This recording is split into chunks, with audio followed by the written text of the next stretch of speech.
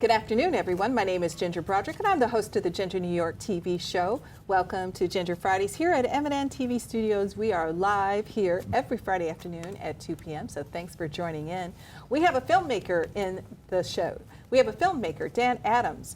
It's in the house today. We're going to be talking about his upcoming film, Mama Don't Make Me, and he's also brought in one of his actresses in that film.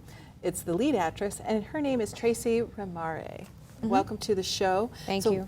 You both, you're the writer and director of Mama Don't Make Me? Yes, ma'am. Wow, that's a great show. I mean, it's a film, right? Yes. And it's a short film. Tell us about the idea of that film. Well, it was about last year this time. I just finished a previous short film, and I was thinking about my next project.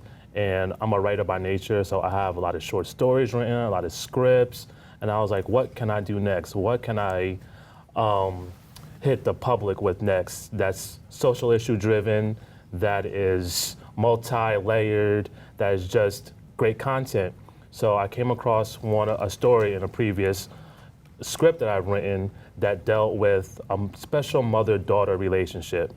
And it's special in the sense that it deals with a mother that is putting her child in harm's way. And how she's putting her child in harm's way is she's taking her out and she's helping, the child is helping her commit crimes. And I said, okay, let me take this scene from an already established full-feature script and make it its own entity. And that's when I began to add on to that content and make it its own short film. Well, it was a frightening film. I mean, I'm still haunted by it.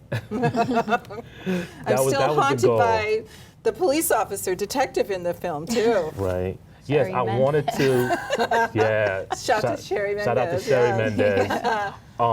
I love dark, dramatic content because I believe that's where you could really drive home your message. And I believe that's where you could really capture a person's attention, because as a filmmaker, I have 3 rules, basically. And the first rule is you have to capture your audience attention or the person's attention. Yeah. Well, you caught mine. I was sucked right in there. I mean, I didn't blink an eye. I didn't feel like I blinked an eye during that whole screening. That's a good thing. That's good. Yeah, and I'm so fortunate to be able to attend that screening, because it's just a rare opportunity to do something like that before. So I really appreciate, that you did that. Appreciate you coming. Thank you. Yeah, thank you for coming. Yeah. Definitely. Tell us about you, TRACEY. Tell us about where'd you grow up? What made you get into acting? I mean, your character is so believable. Yes.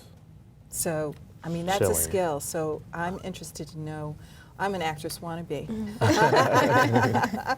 How do you make everyone so engaged? Is that with your training? Yeah, my training. I grew up in Queens, New York, Queens Village. Spent some time in oh my God, did you hear that? That was my stomach. It was roaring. Yeah, I didn't eat anything. Okay. The only thing I'm thinking when I came here, I was like, God damn, I should have ate something. But anyways, yeah. I grew up in Queens Village, and I spent some time in the Bronx. But I'm originally from Queens.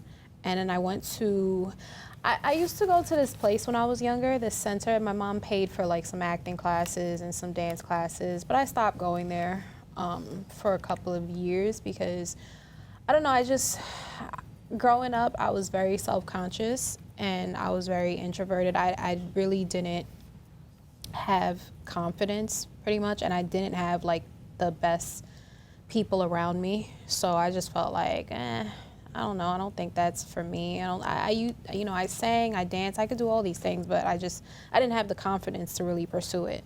It wasn't until I got to college, and by then I was a media communications major, but I was pursuing music. I wanted to write music.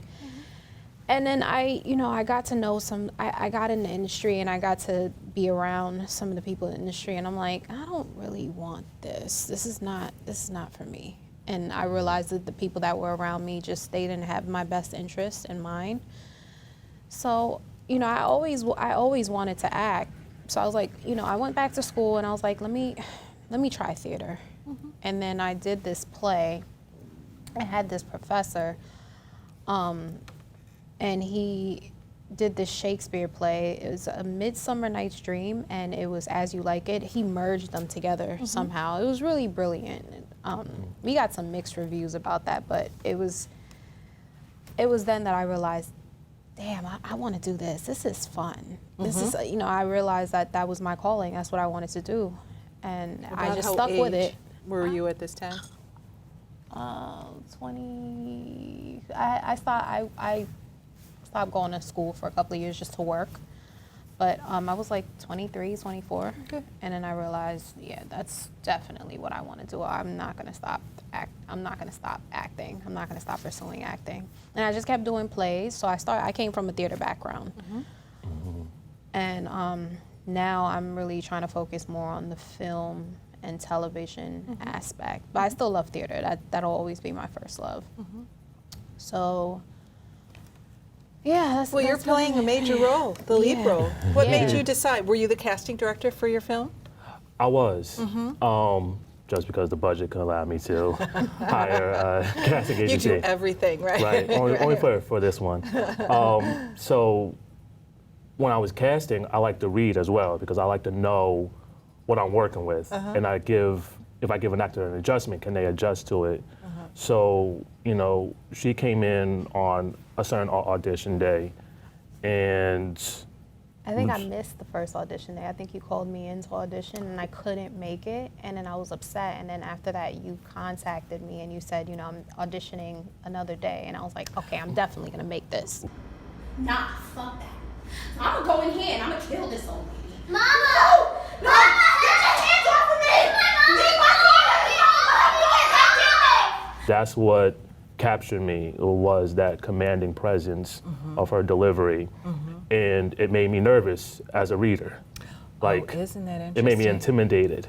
Like, and that's one thing that I took home was the feeling that I felt from her audition.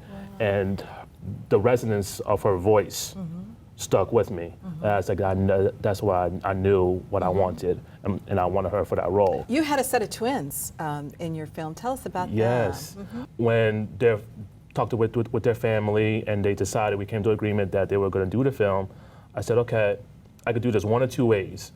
I could use one twin as the child character and just have them come in and out playing the same character. Or kind of sort of like they did on Full House with the twins back in the day. What are their names? I forgot what their names are. Horrible with names. The Olsen twins. The Olsen Olsen twins. twins, The yeah. Olsen twins.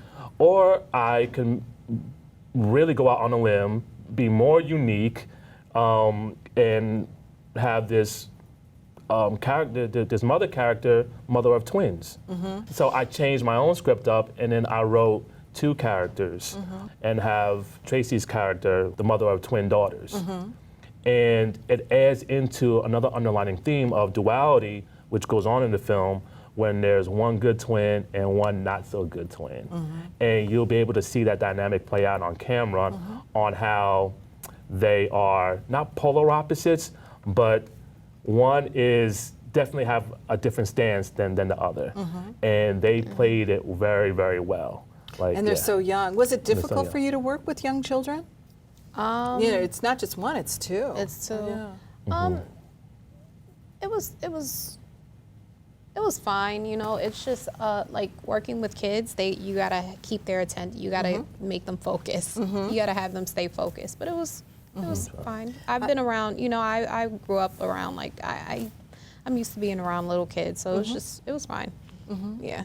I don't know how I'd feel about a mother having children play in a dark comedy like that. Was there any issues with their parents? No, and that's the ironic thing. I had this whole, when I first met with them, the McClure family, went over their house, you know, I had this whole like explanation or discussion prepped on how, you know, this is pretend, this is only gonna be on camera. It's not, you know, trying to talk to the kids about separating reality from a character.